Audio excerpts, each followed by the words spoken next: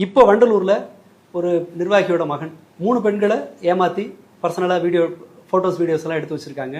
செய்தி கல்லூரி பெண்கள் நடவடிக்கை என்ன, பதில் என்ன தெரியாது. அந்த கட்சி நிர்வாகி மேலும் நடவடிக்கை இல்லை. அந்த பையனையும் அரெஸ்ட் பண்ணல, வேற ஒருத்தர் அரெஸ்ட் பண்ணிட்டு கணக்கு பண்றாங்க.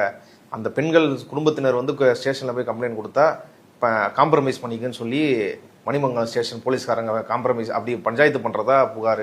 இந்த பையன் அந்த பொண்ணுங்களுக்கே ஃபோன் பண்ணி அந்த ஃபுட்டேஜ்லாம் உனக்கு வேணும்னா பணம் வேணும் அப்படின்னு சொல்லி பெரிய அளவுல தொகை கேட்கறதாவும் புகார். கிட்டத்தட்ட ஒரு சகல குற்றமும் இருக்கு. ஏமாற்றுவது, மிரட்டுவது, அந்த போட்டோ எடுத்த அந்த ஆன்லைன் இதெல்லாம் இருக்கு. சரி, அடுத்ததா டிவிக்கே துண்டை போட்டுட்டு போய் ஸ்கூல்ல 6 பேர் உட்காந்து எம்எல்ஏ வேணா பாமகவா இருக்கலாம், கவர்மெண்ட் என்னதுன்னு ஒருத்தர் மிரட்டுறாரு. அது பெண் தான், வேற யாரும் இல்ல.